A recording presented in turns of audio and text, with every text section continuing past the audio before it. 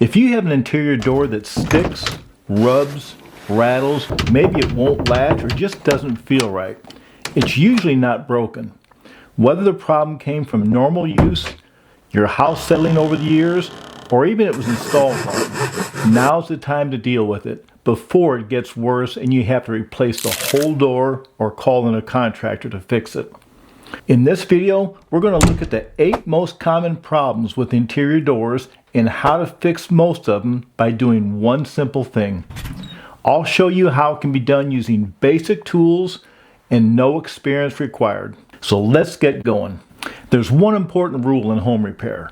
Always look around at everything before you begin working on it. It's often called assessing the situation. So that brings us to problem number 1. A door sticks at the top or the side. You can see how this door scrapes the frame, especially near the top corner.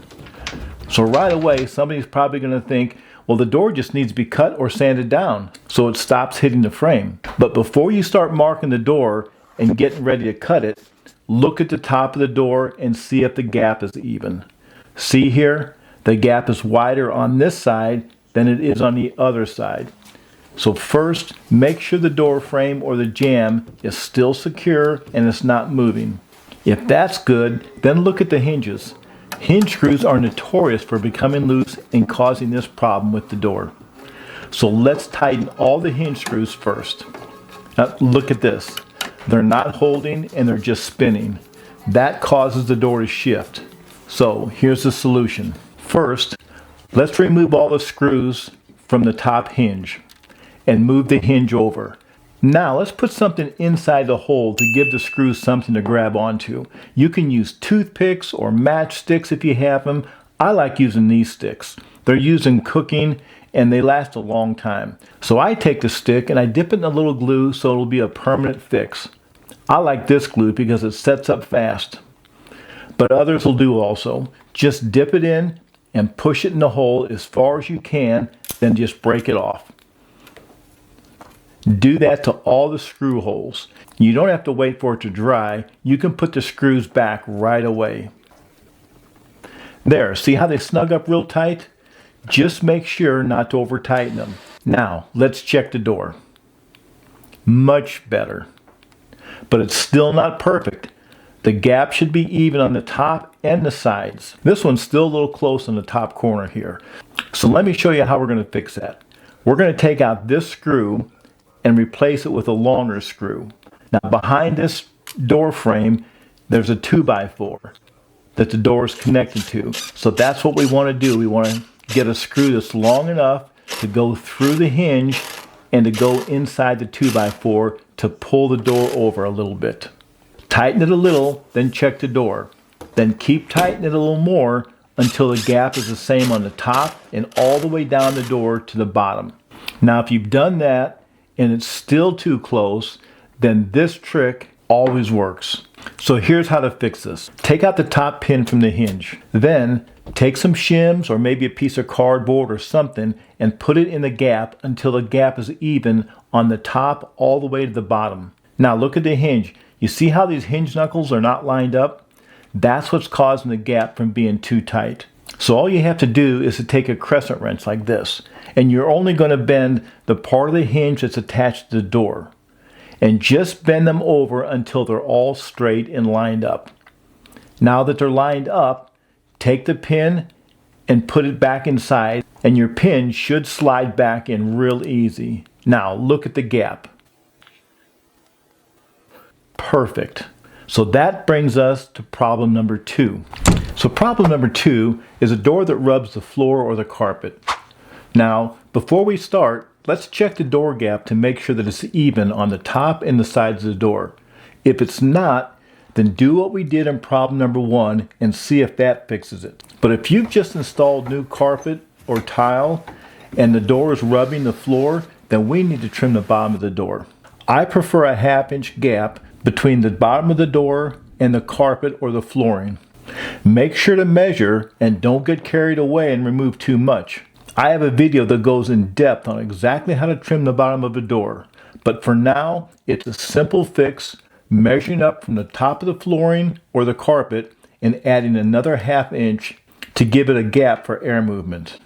So put a mark on the bottom of the door with that 1/2 inch gap extra, and then let's remove the door and put it on either a bench or some sawhorses so we can work on it.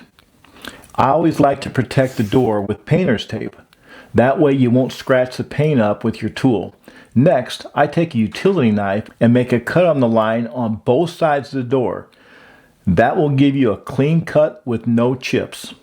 Now my preferred tool is a track saw, but they're expensive and not everyone has one. So you can use a circular saw instead. Just set up a guide that you can put the base plate or the shoe of the circular saw up against it so the line will be straight. You can also use a jigsaw, and I prefer these blades by Festool because they cut very straight and they last a long time. It is possible to use a handsaw, but a fine-tooth saw blade works best, and just do it slowly. Now when you're finished cutting, take a piece of sandpaper or a sanding block and smooth down all the edges and the corner. Now reinstall the door, check to make sure your height is good, and you're all done. Now let's move to problem number 3. So problem number 3 is a door that won't stay closed or stay latched. You close the door and it pops right back open. So remember to check those hinges first and the gap between the door and the frame. Often when you do this and you fix that problem, it solves the latching problem right away. If not, then look at the strike plate and see if it has scrape marks where the latch bolt is rubbing. Sometimes it's only a 1/16 of an inch that's stopping it from latching. A Dremel is my choice and does the best job to make the hole a little larger. Make sure you have eye protection when you're doing this. If you don't have a Dremel, then a drill with a bit will also work. It's not as good as a Dremel, but it will work. If you don't have a drill and a drill bit, then a file can work for removing a small amount of metal. I prefer a round one because it just works better. Then smooth any rough edges with a file that's not quite as coarse so it looks better and there aren't any sharp edges of metal that can cut you or scrape you. And I'll leave a link in the description down below of all the tools I use in this video just in case you don't have some and you want to get them. But remember, with the latch, always adjust first and file second. Now, this takes us to problem number 4, a door that jiggles too much when it's closed. Now this is a real easy fix. Let's look inside the strike plate, and you see this little piece of metal? Look at it and you'll probably see a slot in it. All you have to do is to take a small screwdriver, put it in the slot, and bend it outward just a little. Now test the door. If it still jiggles a little, then bend it out a little bit more and keep testing until all the jiggling is gone. And that's it. That problem is solved. Let's go to problem number 5. So problem number 5 is a door that swings open or closes by itself. We often refer to it as a ghost door. So what you see, the reason it happens is because the frame is out of plumb. And unfortunately, there's nothing you can do about that right now because you don't want to crack the drywall by trying to move the wall. So here's a simple fix that works nearly every time. Just remove the top pin from the hinge and take it to something flat and hard, like your concrete driveway or a patio, and just slightly tap on it with your hammer. This will slightly bend the hinge pin and bind it just enough so the door will stop closing or opening by itself. I like to put a little silicone oil on it or Vaseline and then drive it back in the hinge. And there you go. The ghosts are gone. You don't need a door stop any longer. Now problem number 6, this is an uneven gap. It's tight at the hinges, but it's wide at the strike plate. Sometimes a door is hard to close and it seems to be binding at the hinges. Just before it latches, it'll bounce back. You see how this gap is wider on the handle side and it's tight on the hinge side? Well, this is what's making it bind. So what we need to do is to make the gap wider on the hinge side. And here's how we do it. We need to put something behind the hinge to push them out further. So we're going to do this one hinge at a time. So remove one hinge from the frame side only and install a solid spacer behind it. Now don't use corrugated cardboard because it'll cause movement, and you see how it squeezes together? Also, cardboard has a tendency to swell if it gets too much moisture. It's better to use something solid like thin wood or thin plastic. Now I cut these pieces of plastic from the top of a plastic container. So put the plastic behind the hinge and use something to mark the shape. And then cut the shape that you drew. I use these siding cutters, but you can use whatever you want to. It doesn't have to be perfect as long as it's not bigger than the hinge. Now, to keep the door even, you need to put one of these behind each hinge, and that will push the door toward the handle side and keep the gap consistent. There. Now that looks much better and no more binding. Now problem number 7 is those squeaky or binding hinges. Is there anything more annoying than a squeaky hinge?